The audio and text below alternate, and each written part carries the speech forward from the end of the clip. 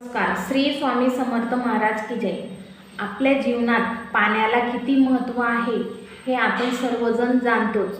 आता उन्हाळा सुरू झाला पण नाही आहे, पण जे बोरिंगा असतात त्या बोरिंगा आता आटल्या आहेत. बोरिंगमधील पाणी हे कमी झालेलं आहे.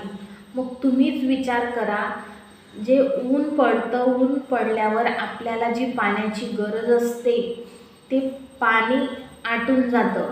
मग ते का आटतं? कारण आपण फक्त त्या जमिनीकडून पाणी घेतच राहतो आणि आपण काही दिलंच नाही, फक्त घेत राहिलो तर मग हे निसर्गाच्या विरुद्ध आहे.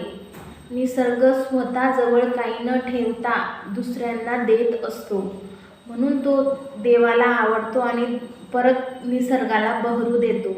मग आपलं जे काही पाणी वापरण्याचं प्रमाण आहे ते लागेल तेवढं वापरून जे काही पावसाचं पाणी असतं ते जर आपण जमिनीत सोडले तर आपण पण जमिनीला पाणी देऊ. मग जमिनीत पाण्याचा साठा वाढेल आणि परत आपल्याला जेव्हा उन्हाळा येतो आणि जमीन सर्व कोरडी पडते, बोरिंगा आटतात, तर अशा या बोरिंगा आटणार नाही आणि आपल्याला उन्हाळ्यात सुद्धा मुबलक पाणीही मिळेल. मग असंच हे जे पाणी आहे, या पाण्याविषयी ह्याच विज्ञानाच्या जगामध्ये बोलले जात आहे असं नाही, तर जे आपले वेद होऊन गेले ते, तसेच कुराण, बायबल जे गुरुग्रंथ आहेत. आपल्या भारत देशात विविध धर्माचे लोक राहतात. मग विविध धर्मातील जे काही कुराण आहे, बायबल आहे, गुरुग्रंथ साहित्य आहे, आपले जे वेद आहेत, ऋग्वेद, सामवेद, अथर्ववेद, यजुर्वेद, मग या वेदांमध्ये सुद्धा पाण्याचं महत्त्व सांगितलेलं आहे. मग ते पाण्याचं महत्त्व कसं ते मी आज तुम्हाला सांगणार आहे, म्हणून तुम्ही हा व्हिडिओ शेवटपर्यंत नक्की बघा. आहे वेद. वेदामध्ये पाण्याची अशी महती सांगितली आहे की अनेक सूक्त जे आहेत वेदांमधील, पुरुष सूक्त, स्त्री सूक्त, अजून वेगळ्या देवांची जी सूक्त आहेत त्या सूक्तातून जलजीवनाची महती आपल्या वेदांमध्ये पटवून दिलेली आहे. तसंच कुराण हे मोमेडियन लोकांचा, मुसलमान लोकांचा हे आहे, पवित्र ग्रंथ आहे. मग त्या कुराण या पवित्र ग्रंथामध्ये पाण्याची सुद्धा महती सांगितलेली आहे. ती कशी? तर पानी हे काय आहे तर इंसान जिंदगी और फसल के लिए है. कुराणमध्ये काय सांगितलं आहे की पाणी हे जे आहे ते इंसान, जीवन और फसल म्हणजे शेती. पाणी हे माणसासाठी आहे किंवा जे जीवजंतू आहेत त्यांच्यासाठी आहे, आणि फसल म्हणजे शेतीसाठी पाणी हे आवश्यक आहे, म्हणून त्यासाठीच आपण हे पाणी वापरलं पाहिजे असं कुराणमध्ये सांगितलेलं आहे. उसकी हिफाजत करे और बाट कर काम ले.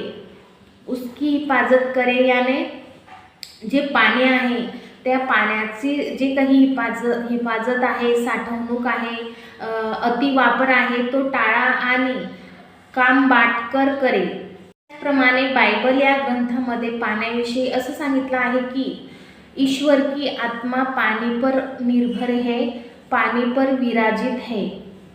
म्हणजे जे ईश्वर आहे त्याची आत्मा ही पाण्यावर विराजित आहे. आपल्या घरात जर रोज आपल्याला पाण्याची म्हणजे 24 तास पाण्याची सोय असेल, बोरिंगचं असो किंवा नळाचं असो, आणि चुकून एखाद दिवशी आपल्या घरात नळाला पाणीच आलं नाही आणि सर्वच कामं आपली बाकी आहेत, तर आपल्याला कसं वाटतं? म्हणजे घरात स्वच्छता झालेली नसते किंवा इतर कामेसुद्धा आवरलेली नसतात. मग पाणीला हे लक्ष्मीचं स्वरूप दिलेलं आहे, कारण लक्ष्मी माता ही समुद्रातून प्रकट झालेली आहे, समुद्र देवतेची कन्या आहे. मग समुद्रामध्ये पाणी असतं. पाणी हे आपलं घर स्वच्छ करत असतं, आपल्याला जीवन देत असतं. मग अशा पाण्याचा अतिवापर जर आपण केला तर नक्कीच आपल्यावर जी लक्ष्मी माता असते ती रुष्ट होते. मग पाण्याचा अतिवापर न करता पाणी योग्य ते प्रमाणात वापरून आपली कामं केली पाहिजे. मग बायबल या ग्रंथामध्ये काय सांगितलं आहे की ईश्वर की आत्मा पाण्यापर विराजित होती है। तसेच पुढचा ग्रंथ आहे गुरु ग्रंथ साहित्य। जे गुरु ग्रंथ साहित्य आहे पंजाबी लोकांचं, त्यामध्ये काय आहे की रोको भाई रोको, पाणी की बर्बादी रोको।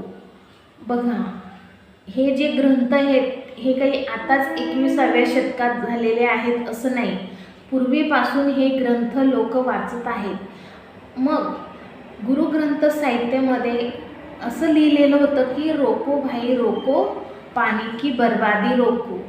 जर आपण आपल्या घरापासूनच सुरुवात केली, प्रत्येकाच्या घरामध्ये जर एकाने तरी हा निर्णय घेतला की आपण योग्य ते पाणी प्रमाणात वापरले पाहिजे, तर नक्कीच पाण्याचा जो काही अतिवापर आहे तो टळेल। तर मग अशा प्रकारे वेगवेगळे जे ग्रंथ आहेत, प्रत्येक धर्माचे जे काही मूळ ग्रंथ आहेत, कुराण, बायबल, गुरुग्रंथ साहित्य, आपले जे वेद आहेत ते, यामध्ये सुद्धा पाण्याचं महत्त्व कसं आहे ते आज मी तुम्हाला सांगितले आहे। मग माझा हा व्हिडिओ कसा वाटला कमेंट करून नक्की सांगा आणि माझ्या चॅनलला सबस्क्राईब करा। धन्यवाद।